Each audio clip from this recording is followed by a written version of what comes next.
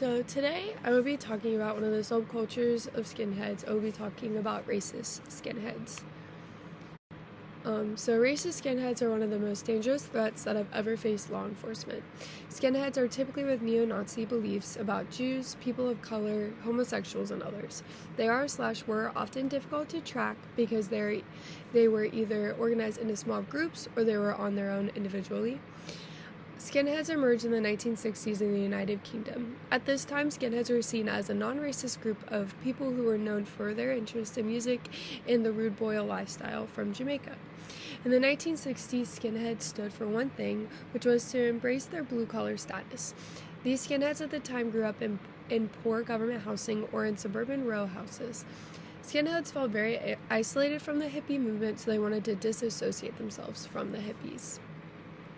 So here I would like to show you just a video about where it all started. A 1980s multiracial skinhead gang called the Baldies. In the 1980s, the Minneapolis teenage scene was filled with punks being influenced by the skinhead scene in England. The original skinhead movement's biracial roots had brought together black and white working class with their style and music. With their Doc Martens and shaved heads, they looked cool and had anti-authoritarian beliefs. When white supremacist skinheads reached Minneapolis, the Baldies found their purpose. They would fight them to be true to the original skinheads and their non-white friends. They gave the white power kids ultimatums: either switch sides or get beat up. White supremacist skinheads were a problem across the country, so the Baldies joined with other groups. They held lectures and marches, fought Nazis together, and eventually formed a group called Anti-Racist Action, or ARA. While a group of teenagers from South Minneapolis wasn't going to end white supremacy, this is a story about community, about kids who wanted to come together to fight for what they found to be unjust. So there's that. And then, during the late 1960s and early 1970s, skinheads went through political shifts. This shift led to tensions that contributed to a rise in racist attitudes among some skinhead groups. Leading to the late 1970s and 1980s, majority of the skinhead groups had become associated with racism, white supremacy, and neo-Nazi ideologies. These skinhead groups became engaged in violent activities and targeted ethnic minorities, immigrants, and anti-racist activities. So in the 1982, racist skinheads began to appear in the United States. The first skinhead gangs surfaced in Texas and in the Midwest. Since then, skinheads have established themselves in dozens of states in America and have made awful hate crimes in history. Skinheads have their trademark look with a shaved head, combat boots, a bomber jacket, and they normally have neo-Nazi and white power tattoos on them. In 1986, romantic violence known as Chicago area skinheads is one of the first racist skinhead gangs in the United States. In 1987, the group assaulted 6 Hispanic women. They painted swastikas on synagogues and vandalized many Jewish-owned businesses. During this time, former California Klan leader Tom Metzger forms a skinhead division of his white supremacist group, the White Iran Resistance. And then, in 1988, skinheads do violent attacks and murders across the United States.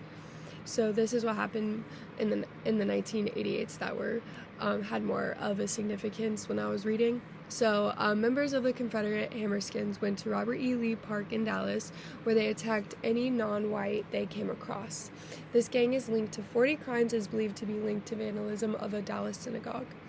And then also, an Ethiopian immigrant was beaten to death by members of East Side White Pride, which is a skinhead gang from Portland, Oregon. And then, in 1992, in April, members of the skinhead gang A&F murdered a homeless black man in Birmingham, Alabama, after attending a Hitler birthday party. And then in 1995, a Southern Californian skinhead, Randall Dojas, beats a homeless black man to death behind a fast food restaurant. And then in 1997, Bruce Bonderjack was the first American police officer killed on duty by a skinhead. Also during this year, Nathan Thrill and Jeremiah Vernon murdered a West African immigrant they encountered at a bus stop. Nathan Thrill later told a reporter that he killed him because he was wearing the enemy's uniform, referring to the man's skin tone. And then also in 1999, a skinhead group in Florida attacked interracial couples. They ended up killing a woman and a child in 2 separate incidences. Based on all of these incidents stated, skinheads engage in hate crimes based on racial and ethnic prejudice. They target minority groups such as African Americans, Hispanics, Jews, and immigrants. This prejudice comes from biases and stereotypes about these groups by the skinheads viewing them as a threat to their community. Overall, white supremacy is a belief that holds the view that white people are superior to people of other races and should dominate them. Skinheads have been connected to white supremacy through the hate crimes they have committed/are continuously committing. The skinhead subculture ideologies emphasize the supremacy of the white race by the influence of the neo-Nazi and white nationalist beliefs in the 1970s and the 1980s.